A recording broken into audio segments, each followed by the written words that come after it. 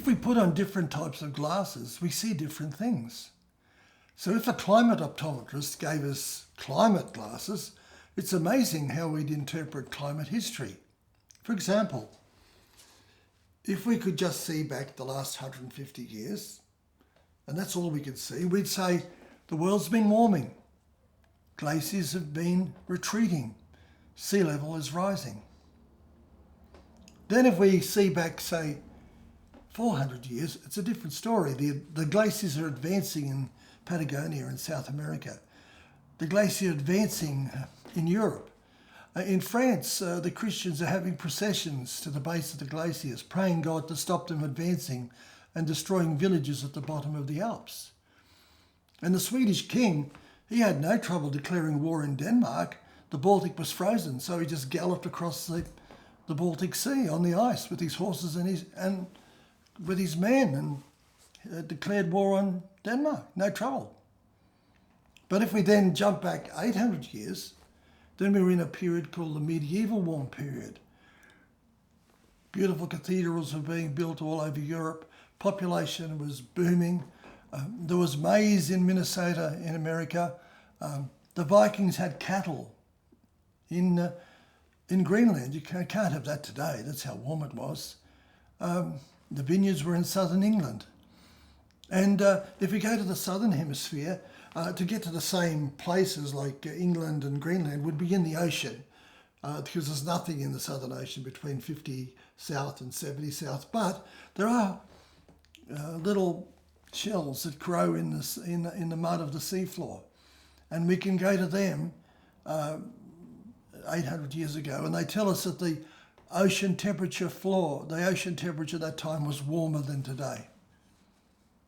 So we have this medieval warm period in the Northern Hemisphere and the Southern Hemisphere, albeit different, having to discover it in different ways.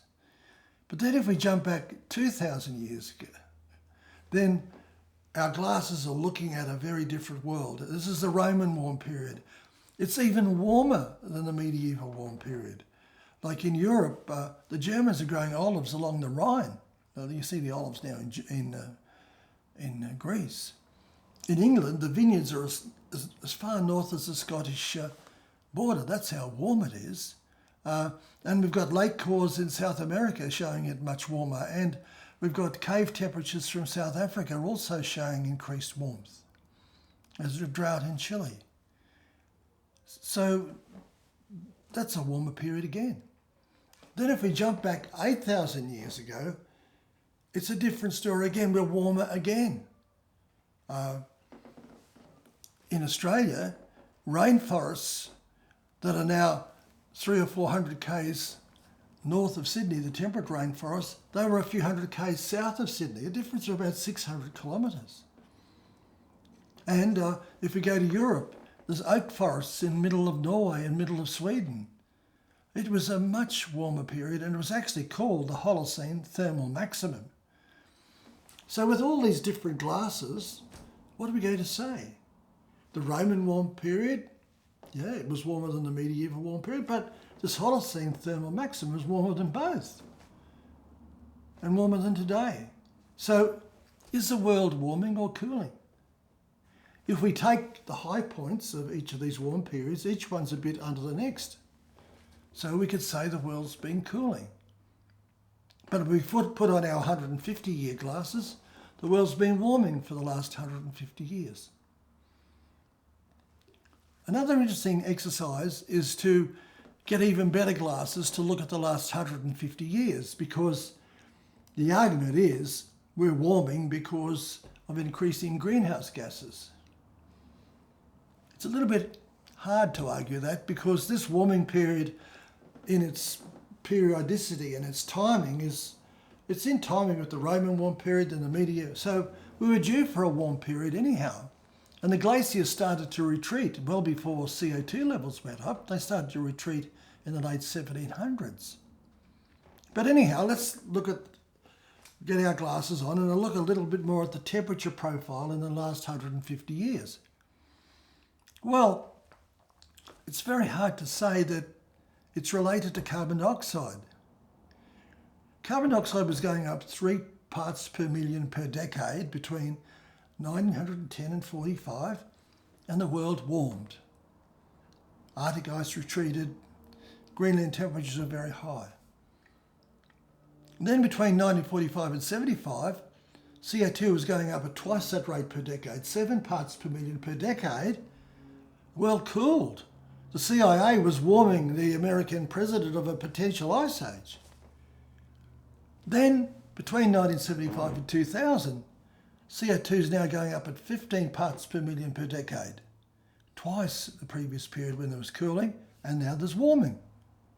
And then, if we come to the last 16 years, CO2 has been going up at 20 parts per million per decade, and yet temperatures have been going sideways, not as much as between 75 and 2000. So where's this relationship between CO2 and temperature? We're in a much bigger system. We're in a much more complex natural system, and trying to describe what's happening by just looking at rising CO2, which is one of the accidents of industrialization in this warmer period, it's crazy. So when we put on different pairs of glasses, what are we going to see and what are we going to say? From your point of view, is the world warming or cooling? And are you going to look at the last 8,000 years to get a proper perspective, or are you just going to look at the last 150 years? And is it true to say that the recent warm temperatures, and they are hotter than 50 or 60 years ago, are unprecedented? When we look back 600 years, 800 years, 2,000 years, 8,000 years? Well, all I can say is that we've got to be pretty careful as to what we say, because it really depends on what type of glasses we're actually wearing.